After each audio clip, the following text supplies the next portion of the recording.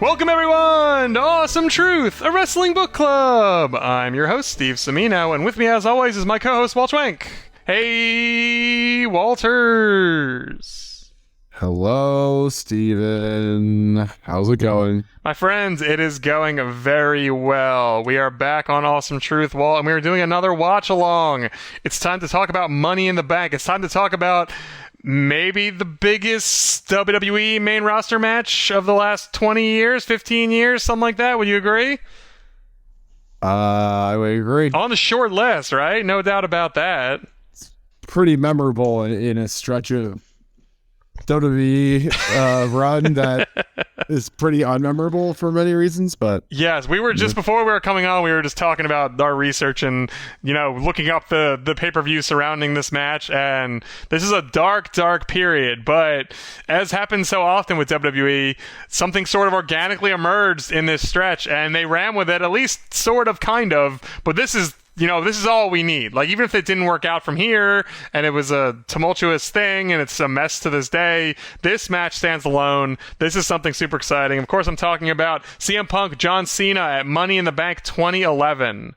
So, you all probably know this match. I mean, well, I will say at the time of this recording, the CM Punk situation in present day in 2023 is murky and wild, and Walt and I have no one has any idea really what the fuck is going on. But what we do know is we wanted to revisit a time and a place when CM Punk truly was the hottest thing in wrestling, deserving of all this attention, all this love, all this adoration.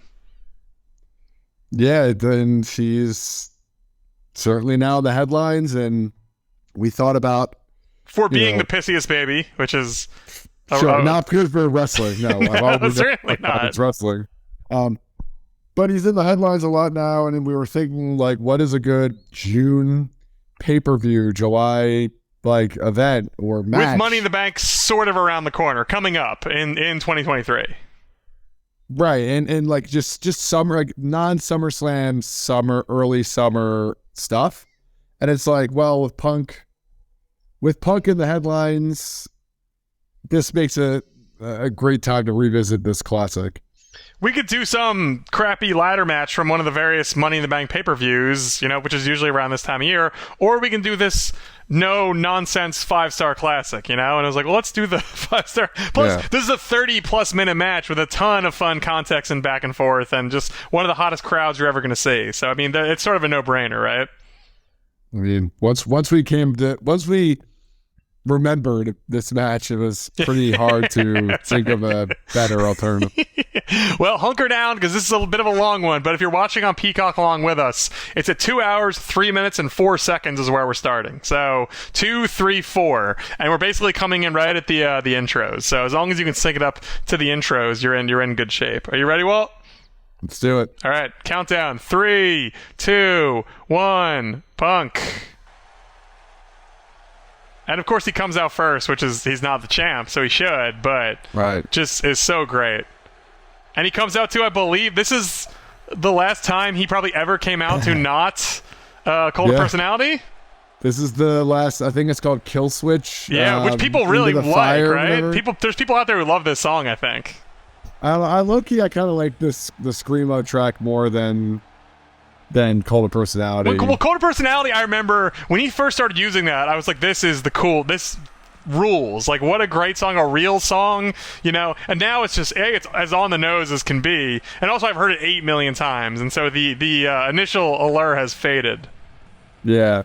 This is like a nice bridge to his like ROH Screamo entrance track. Which he came out to at the one AEW event, right? And everyone exactly. Loved it. And like 10 people loved it, and I was just like, huh? What is going on? Right. I don't know what this is. Yeah. I wasn't watching wrestling in 2009, so sorry. Man, look at Punk, looking great. I mean, he's young. Oh, he's in the Nexus, too. That's also an insane, under-discussed part of this. Wow. He's the leader of the Nexus. You don't think WWE wishes they could have, redone the graphic in hindsight? If they wanted to, they could probably scrub that out, right? I mean, they could, but yeah. What's the point now? Is his logo, is that Nexus related? Yes, it is. So the thing that he co-opted for his thing from this point forward, he stole from the Nexus. I'd have to fact check. Okay, this. but I think it is. I will say this though. Sorry, I have to step in and say this is one of the best Michael Cole calls ever. Which is a thing to say back in this era too, because I don't think this was the era of Michael Cole. I mean, earlier that year at WrestleMania, I believe he fought Jerry Lawler and won. So this is not the greatest Michael Cole era, but I love though his deadpan. He goes, a partisan crowd. Oh, I gotta put the captions on now that you say that. Yeah. And it's funny because like Punk is like a heel, but he's treated as a hero. But he's not really like he's a heel in a sense that like he represents not the company at this point because the whole storyline was he's gonna take the title and walk away.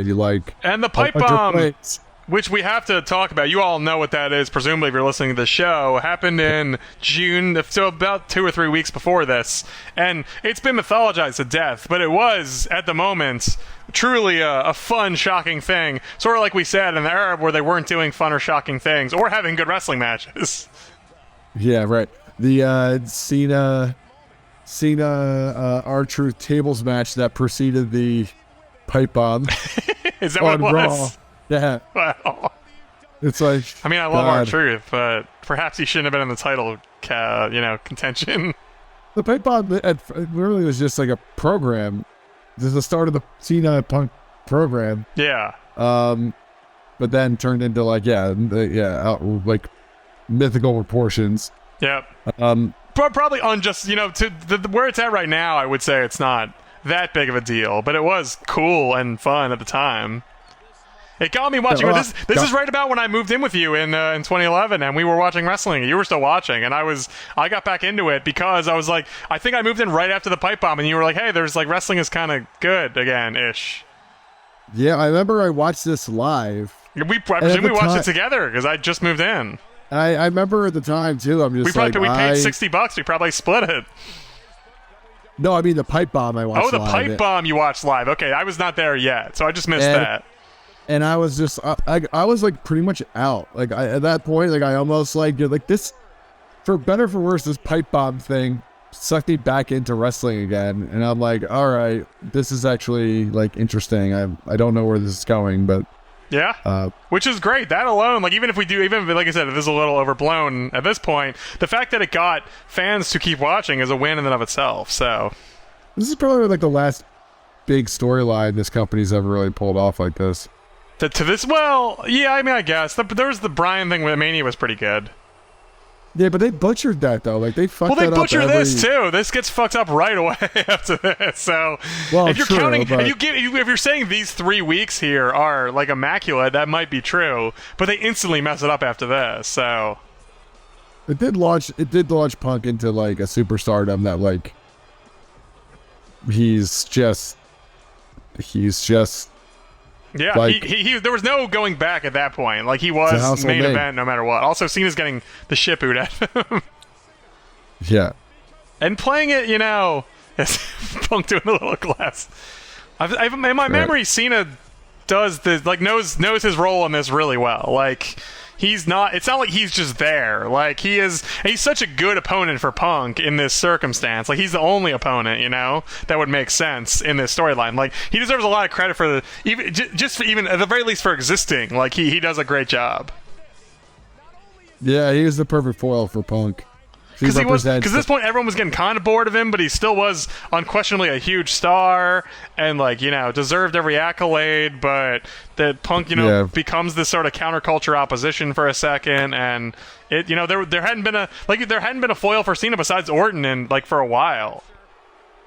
Also, too, just the presentation of Cena just, like, being so subdued and, like, he's going through the motions, but it's clear he's just, like, he's just, like, his head's completely not in it, and it's like I like that.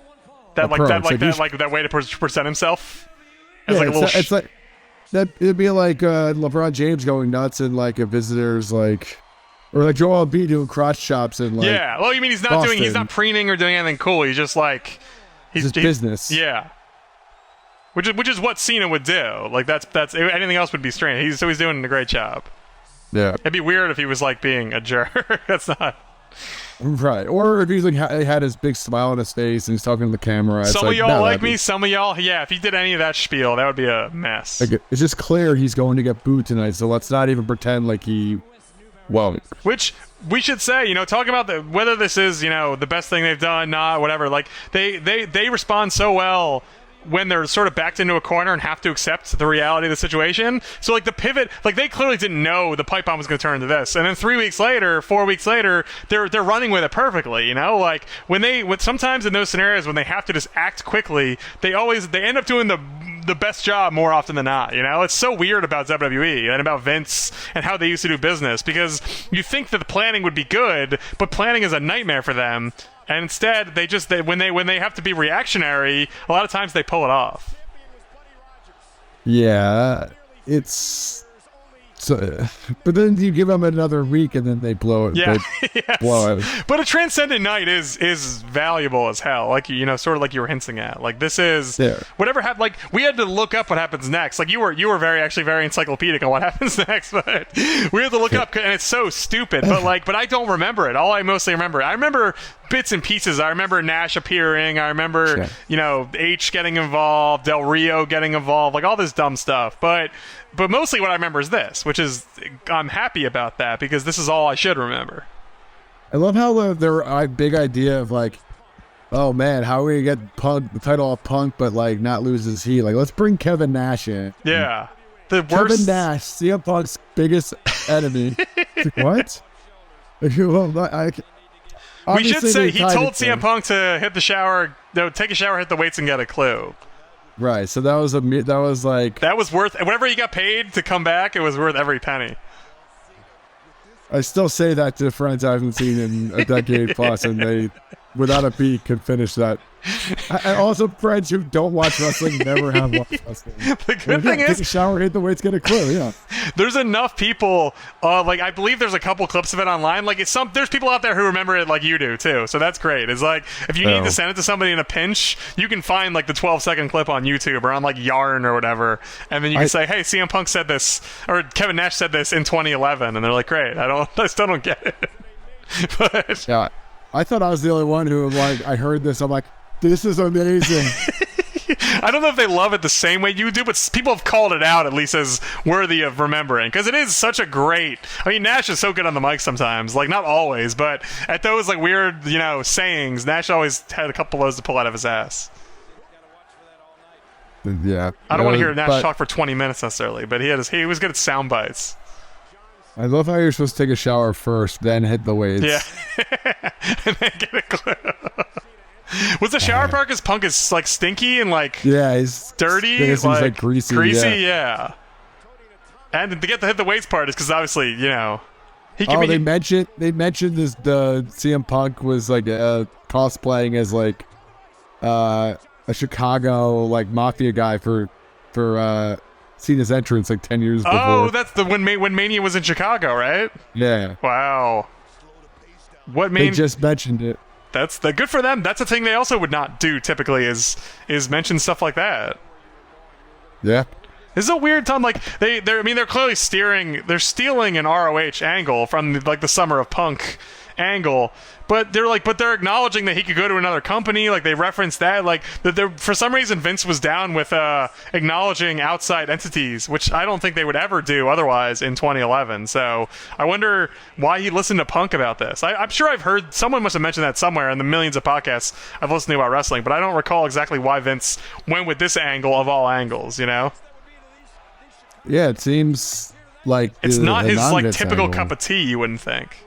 They took some chances this year though, like with the whole Triple H sends Vince out the pasture, which is now so many parallels to real life. Yes. Then they had that like everybody walks out on Raw when Triple H is in charge, and like Triple H has the like him, Cena, Sheamus, and Punk all like do Raw together. Oh, that's right. Wow. This is like during this time, I believe. That is that's the end of the year, because we should say our namesake Awesome Truth was invented this year as well. Yeah. Which is great. And we'll probably be talking about Awesome Truth, I think, at some point in the near future. We'll watch them get absolutely dismantled by Cena and Rock and become useless and never appear again. They do get a win though against Punk and H. Yes, you did. You informed me of that. That was at a pay-per-view, right? Yeah. Okay. That's big. So it didn't go anywhere, but that's nice. Yeah. That is a fun angle. Like, you're right. They were, you know, I don't know if knew they were getting stagnant or whatever, but they did do some things that were off the beaten path this year. Yeah. I mean, the fact that like Miz and Truth were like, because they're this big bad to Cena, they had to call the Rock out. I don't know if that's a good reflection or a bad reflection of 2011, but it was just like, could you imagine that happening now? But at the same time, though, it's like you have two big heels, and you put them together, making a big threat. Like, yeah, it makes sense too. Like, probably could do more of that. But yeah, it's a great because we were grown ass adults at this point, and we obviously liked Awesome Truth, and I think a lot of people, you know, of our wrestling fan persuasion thought it was a very fun idea. Like, they turned two guys who weren't really threats at that point into threats. Like, that's good in and of itself. Right, and then they generate a lot of heat. Yeah, I remember that there's a Hell in a Cell after this where it's like Del Rio, Punk, and Cena, and like Awesome Truth just like destroys them, and you know, I don't know. It was that's not the gentleman all their heat. It became like this like big tandem, but like I don't know. Yeah. It's something. Now I'm saying this out loud doesn't sound that cool. So, maybe, but it was. I think in 2011 it was when I was watching it with you. I was like, "This is something." You know, this is you know interesting. I kind of want to see where this goes. I'm sure it'll go nowhere, and it didn't. But I at least was curious. Which is all I can sort of say for WWE is like, I just keep me curious, and I'll maybe like now in 2023.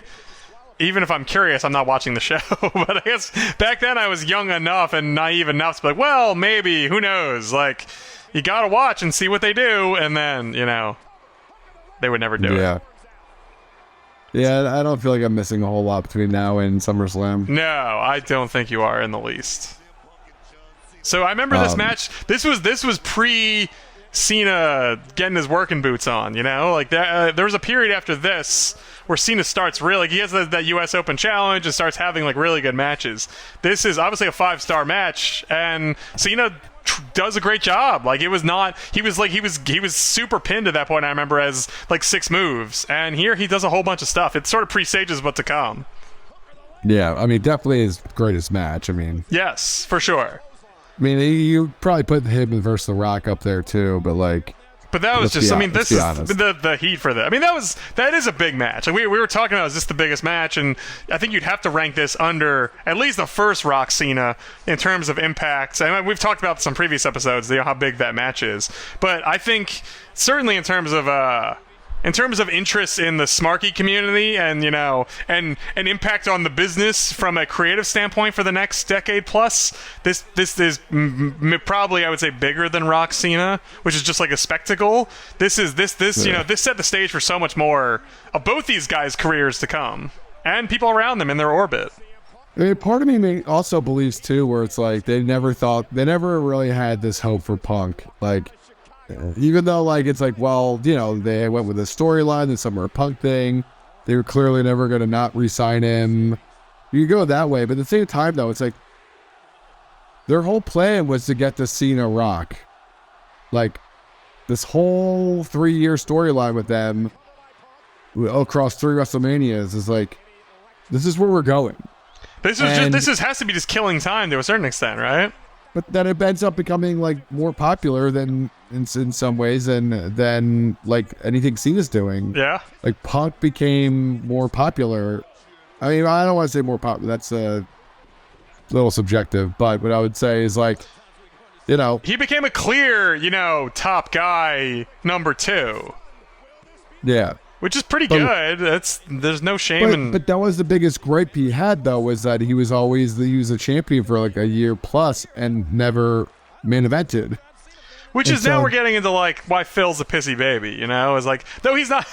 This storyline is terrible after this, so he's not wrong about that. It's not like he's it's not like they pushed him to the moon and gave him a bunch of cool stuff to do, and he's still mad. Like, they did botch it hard, but like you said, he wasn't at this point before this, and then he got to that point through sheer will and timing and talent and all that, and then he never seemed to like totally, or at least publicly, acknowledge that he still, should probably be behind Cena and certainly behind Rock in a pecking order. Yeah, but it's just like logically, like you gotta be. Yeah, they're worldwide stars. He was also the champ. Like I just understand. Like you can just see what's happening here, where it's like, like to your point, like does he have legitimate gripes for like the fact that they messed up all these storylines with him, or was he never supposed to be here in the first place? So the fact that they like made these weird decisions, like, is kind of just like, well, you were never supposed to succeed the way you did. So the fact that they even gave you that much, like maybe that's enough. Because like Daniel Bryan succeeded despite their plans too. It's like, Daniel Bryan was never that pissy about it. He kind of just like went with the program, and then they rewarded him with this like epic moment. But like, you get to argue the same thing happened with him though. It's like, it's not like, a series of matches after Kane, or with Kane after WrestleMania like 30, it's like, they didn't really do much with that storyline either after it.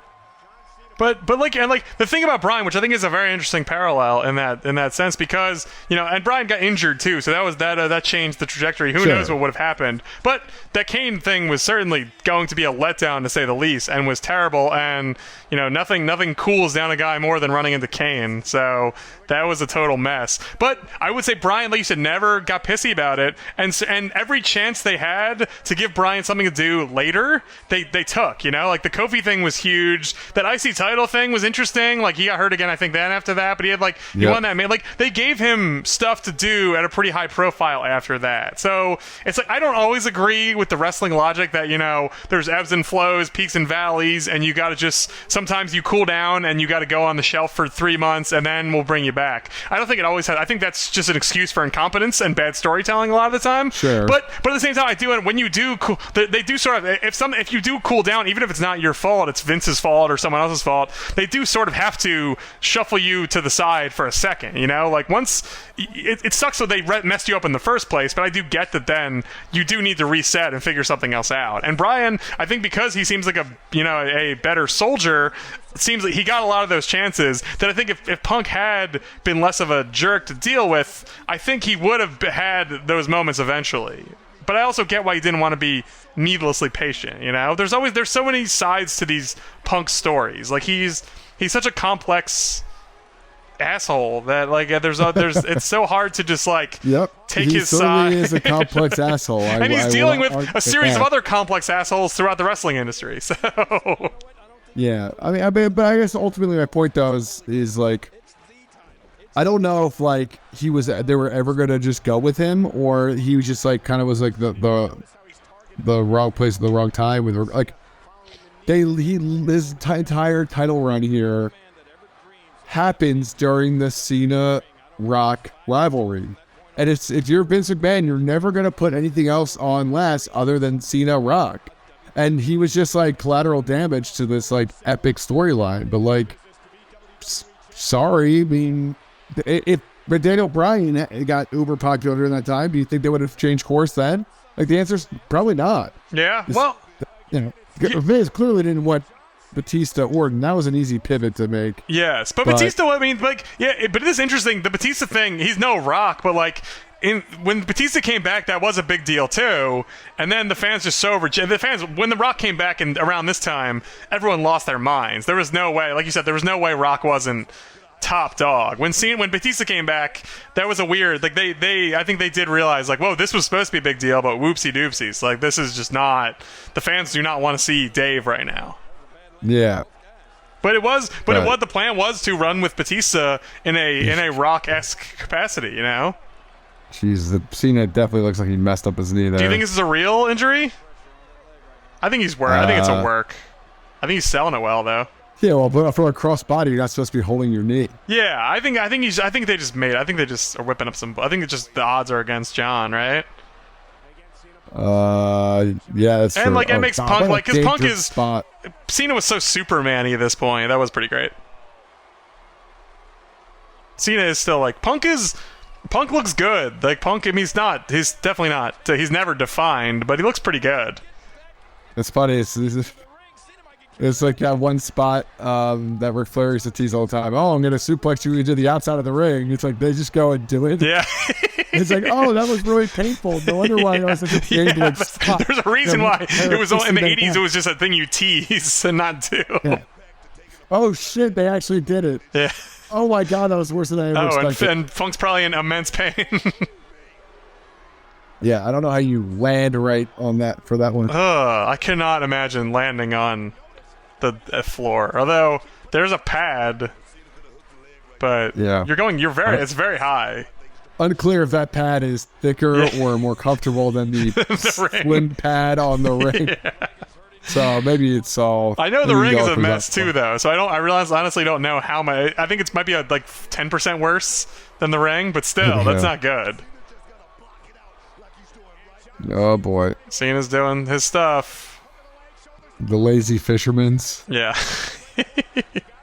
He grabs the leg, but just like he like caresses it and then just suplexes you.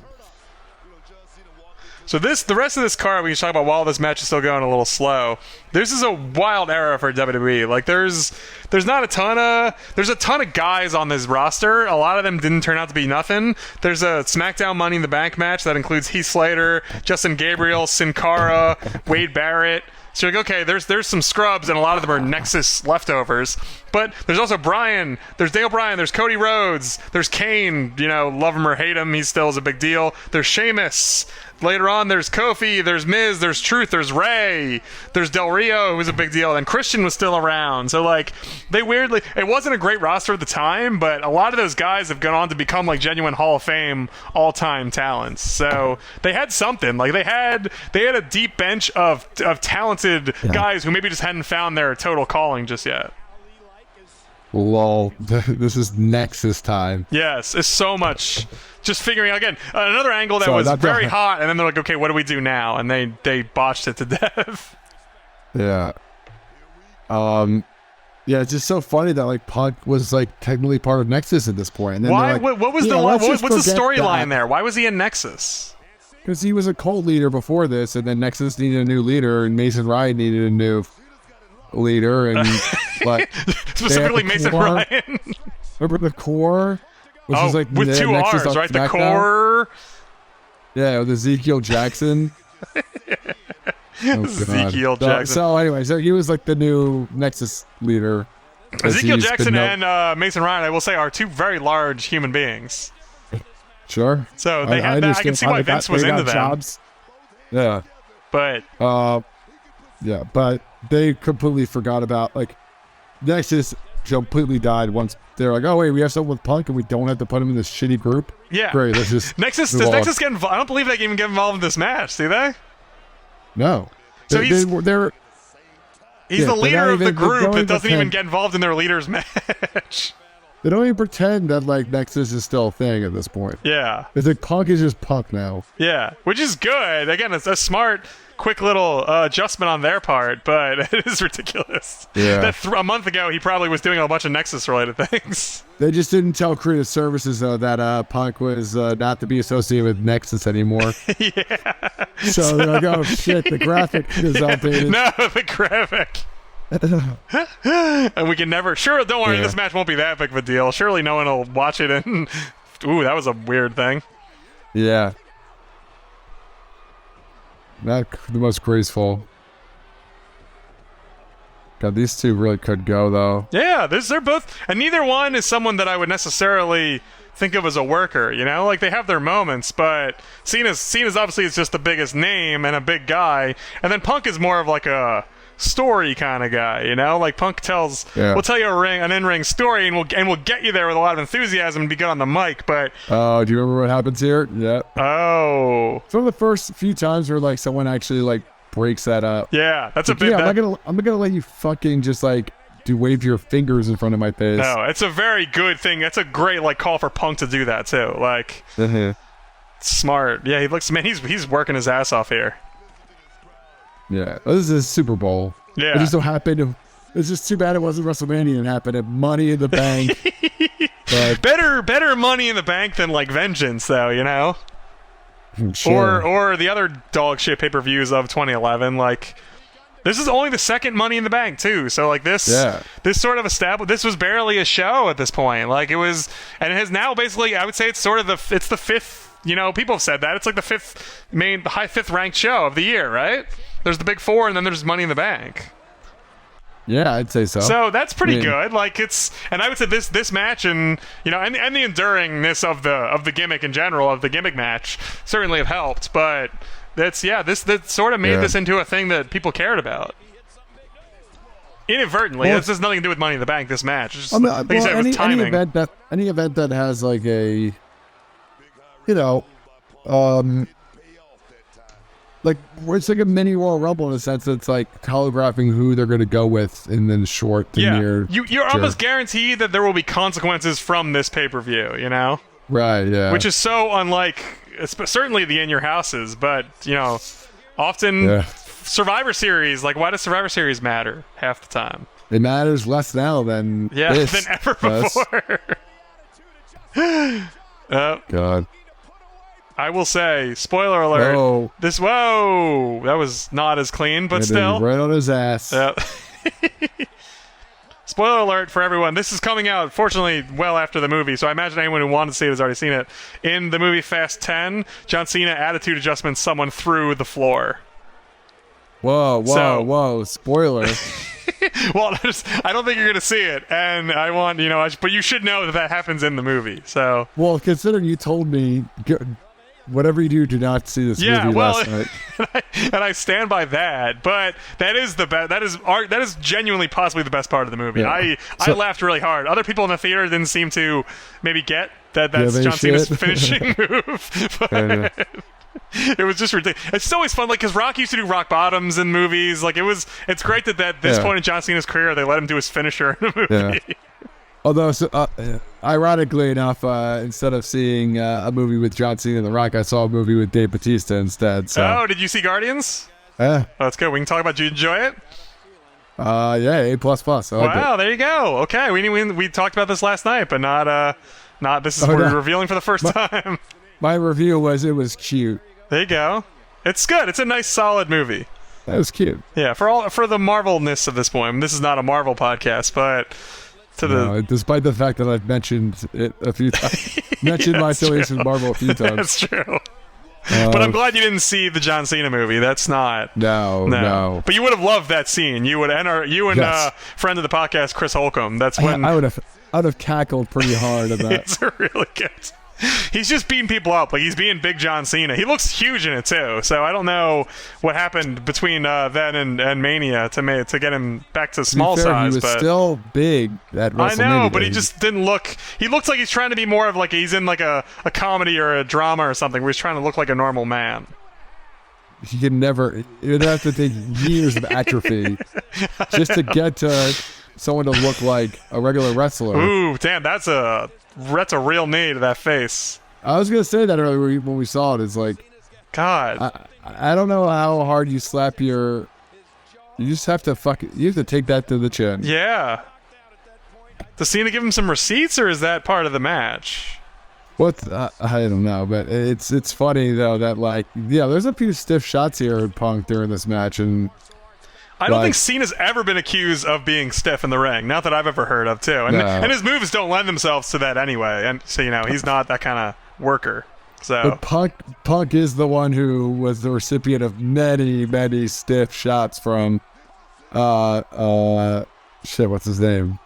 Shitterfield. Ryback? Yeah. Yes, he was. That was next year. Around, yes, he doesn't know nobody else coming to him. That's why. Yeah. In 2011, Punk is blissfully uninjured many times over by Ryback. He gets a receipt in the form of several Ryback main events. Whether it was organized or not. There's a long. Well, I was like, yeah, I hope he comes up with his name because I don't know what he's talking about. And I'm like, of course you mean Ryback, obviously. I forgot Ryback existed until you just said Ryback. God. What's his name? What's his other name? I can't remember his other name. Skip Sheffield? There it is. Yeah, Thank you. Shitterfield, which is really good. If you had been on a wrestling blog, like as a writer, when he was wrestling, you had called him that. That would have been your pathway to fame if you had dropped that on the wrestling blogosphere. For all 10 people who gave a shout about Ryback back when he was actually. There would have been some people on some message boards or whatever Reddit was back then who would have said that's the funniest thing we've ever heard. I would have got a retweet. I would hope. You would have got a retweet from Marley, like a rebuttal. Oh God! Well, I don't think Ryback even exists at this point. I guess Skip Sheffield. No, wait, didn't he just win the rights to Ryback? Yes, he does. Yeah, in 2023, he did win the rights to Ryback. Yes. Yeah, that's a big win for someone who hasn't wrestled in 10 years. Yeah, or did he win the rights, or did they just say, "Whatever, dude, like just take this stupid name. You're never coming back." Yeah, go shop yourself on the indies now. Yeah. Whatever. I know they say never, but I will say never regarding Ryback in WWE. I think Punk returning is 100 times more likely than Ryback returning. Did he burn bridges? I think he's just a fucking weirdo. I think he's just a very strange, angry man who is also a horrible worker and has just gotten older. So yeah, I just don't think there's any room for him. Oh, that's pretty smooth. Oh. Oh, wow. That was... What a great exchange. Yeah, that's great. This whole exchange is pretty amazing. Let's where see if he he just locks it in deadlifts here. him up. No, I didn't really lock it in. See, like, look how... Yeah. His arms are so big. I guess if he just squeezed his biceps, though, that would probably crush your head a little bit if he gets it in the right but it's supposed to be a crossface, though. I know. It's so rarely a crossface. It's so rare. He usually just wraps his arms kind of near your, like, neck, chin area. Yeah, and like doesn't even do like a pulling back. So he should like be pulling back on your head. Yeah. But instead, he just sort of like lays on top of you and makes his own faces. And he's clearly not doing any sort of pulling. He's just, yeah, it's a weird move. The fact that he's been doing this for 20 years and you're like, you've been doing it wrong almost all the time. It's so funny too. You see like the crowd like react too because it's like a lot of them just assume that Cena's gonna win. Yeah. So it's what happened for the last 20 years before this. Yeah, because I think you said this was such an abrupt thing. So.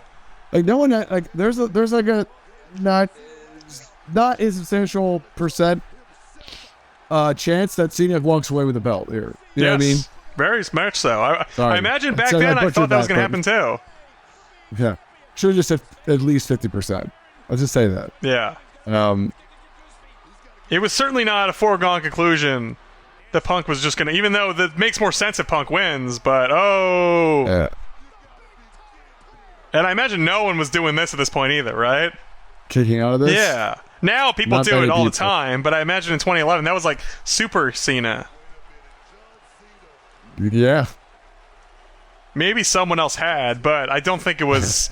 Now, yeah, I'm like sure someone when he had. fought AJ, I feel like AJ kicked out like till 6 of them, you know?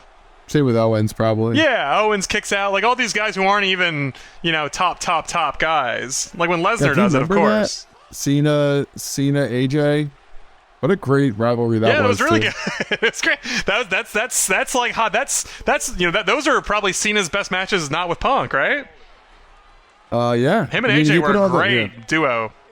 Same with Owens too. Like that was a great hey, let's make Owens. But then at that point though, it just became like Cena's just gonna make people by losing, but then he'll get his win back and then whatever. It's like okay, well. Yeah.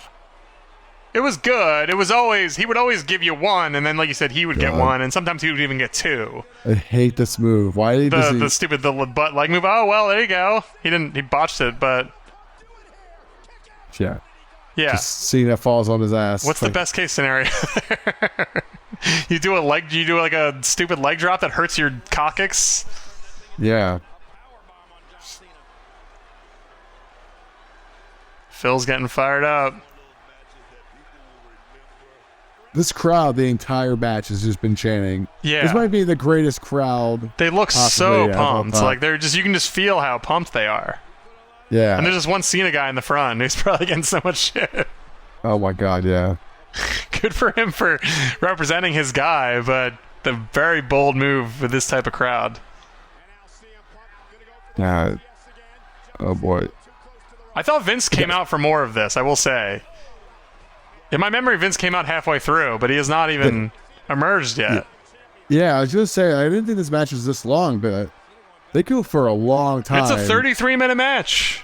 This would have been a WrestleMania main event. Again, this is so wild to me that they did this. Like, it just, this was not for a I know, like, it became a big deal and they were loving the internet. This was around the time I feel like when they were getting so horny for social media, So Shit. They must have loved the feedback they got on the pipe bomb right away. Like, instant recognition all over the place, talks about compared to Austin, like that must have, tickled them in all the right ways. But to then I do not, there's no way this feud before that was gonna culminate or was gonna lead to a 33-minute match. It just felt like we were wasting time for Cena's next Orton match. Here's his July opponent. It's Punk, but instead 33 minutes. But 33 minutes for this era of WWE is nuts. Yeah, I mean, because like there were times back then where WWE would like plan for big matches at big events, and like it just felt like they just caught fire and they ran with it, and it's like, it's cool. This truly was one of the best storylines this company's ever done. Yeah. Like, and again, I talk about no Vince. Like they're letting them have a straight up wrestling match with no bullshit for it's been 25 minutes now. Yeah. And they're just letting them wrestle. Like there's been no shenanigans whatsoever. They've been outside for 2 or 3 minutes. They're just doing moves. They're putting on a main event match. Yeah. And it makes sense. Oh, now we're over 30. So it's been 30 minutes with doing this. And the idea and the story that the crowd is willing Punk to just not give up is great. Yeah. Because Punk is getting his ass kicked for the most part, He's got his moments, but Cena certainly is up on points at this point. Yeah, they are playing the, like, Cena's trying to put him out, take him out, and put him out of his misery. And he's like, okay, Phil, like, good job. Like, I respect you. You're battling, but time to go. And the crowd, like you said, if you were there at this point, you're probably just you're probably getting an inkling of hope because he keeps kicking out, but you're probably waiting, okay, here comes, the coup de grace, here comes the finisher. And we're going to, and then we're going to get real mad. The Avalanche AA. Is that what it's called? Well, it's just super.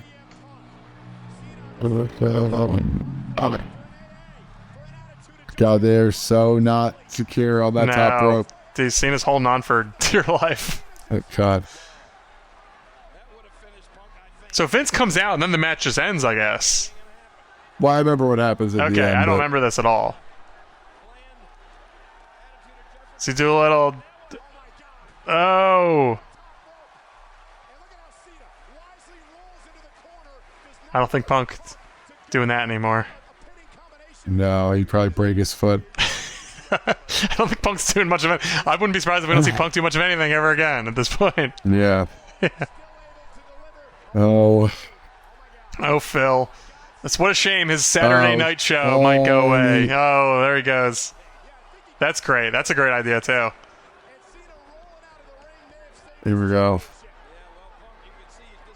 I think now we're coming to the ending. Yes. Oh, now I know. I remember what happens. Vince tells him to just like... Cena gets mad at Vince, right?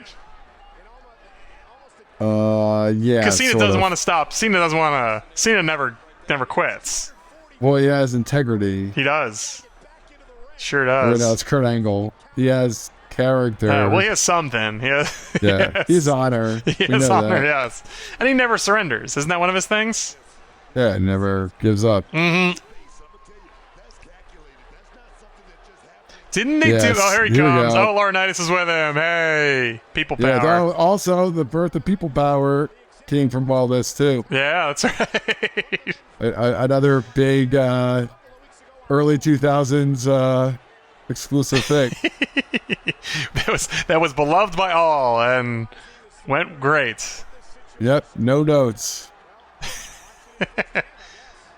What are they doing? You got focus, Punk. Oh, that's right. Now I remember this. Yeah. God. That's great. Is he not the most Tom Watts guy? He really is. That's what Matthew McFadden's going to grow up to be, John Laurinaitis. Yeah. So this is such a good Cena character moment, too. Like, it's exactly what he would do. I love that. Also, and he's an idiot. Like, good guys should also be idiots a lot of the time, you know? Yeah. Yeah. Like, also, he should be valiant even in defeat. This would not be an Awesome Truth podcast if there wasn't some mention or nod to the Montreal Screwjob. Yep. Oh, wow. So abrupt. That's a great face. Just like looking kind of sad. Wow. So funny the idea if someone would win the title of WWE in 2011 and then leave the monopoly that is WWE. I'm going to TNA or something. Yeah. Oh, yeah, I'm going to go to New Japan. Like, really? In 2011? Yeah. Does anyone know what that is even? Yeah. Yeah, have fun. I guess you can go to ROH and fight in genuine bingo halls. Money? Go to WWE. Does Vince hit Scott Armstrong or whatever here? No, you'll see what happens. Scott Armstrong gets involved in this storyline later too, doesn't he? No, that's the Daniel Bryan storyline. Oh God, why? There was definitely no resolution to that either. He just was kind of a corrupt ref. Was it Daniel Bryan or was it It might. I think it was Daniel Bryan. Because it comes back for the Sting's Survivor Series moment. Oh, does he really? For the Ziggler thing? He's considered Triple H's like. Oh, because he runs out, right, to screw Ziggler, I guess? Yeah, but it's like understood that he's like the evil ref. Yeah, which is a weird... But here we go. I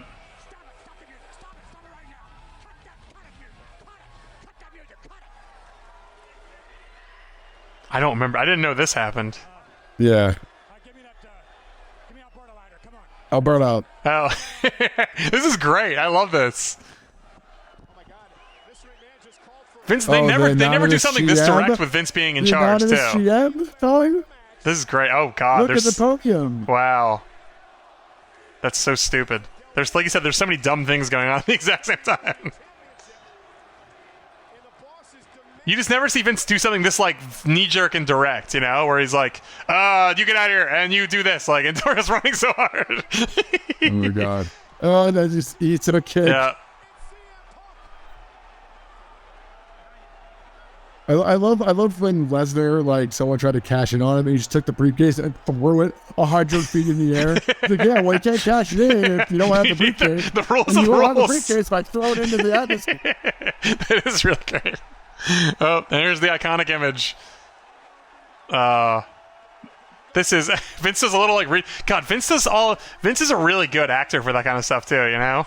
Yeah. He did a little reach there that was so smart.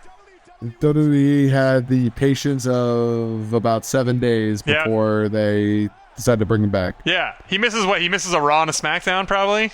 Yeah, and then they he's just should have let this guy, taken him off TV, and sold this thing for a month. Yeah, make it at least till SummerSlam, you know.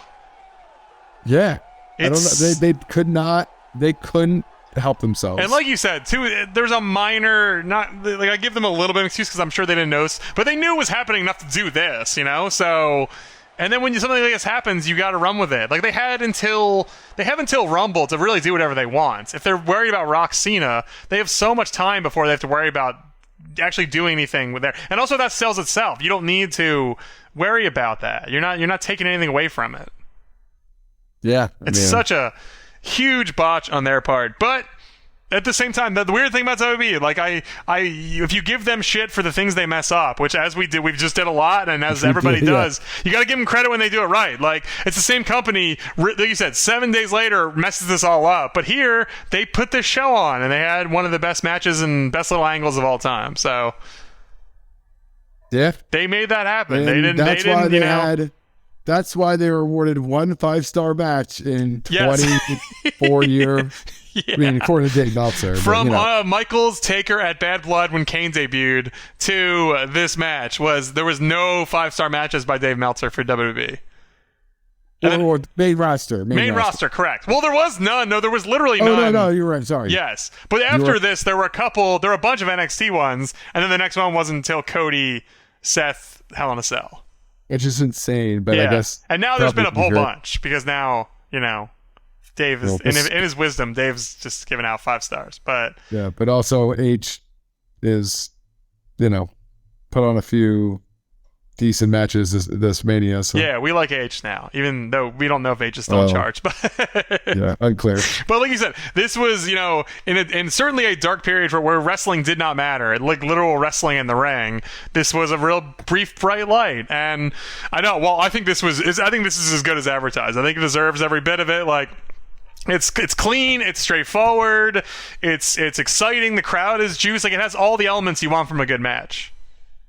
Yeah, I mean, there's a reason why it was regarded so highly. It's a really good match.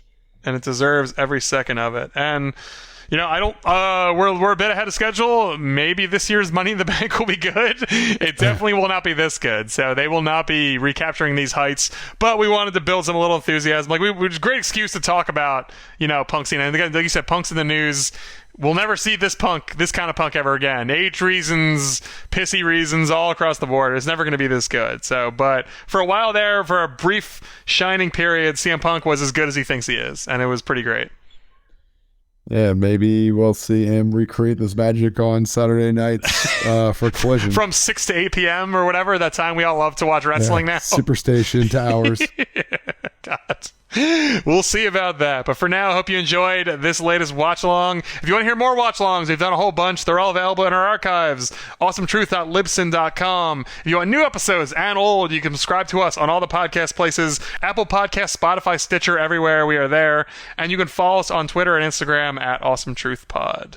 Well, good idea here. Great to watch this match. It was a classic. It was fun. It's fun to watch good matches and not bad ones. We should try and make that part of our watch-along repertoire. Is like we should watch things that are enjoyable and not just something to shit on. Yeah, I like watching the good matches. Yeah, it's why we care about this stupid business, right?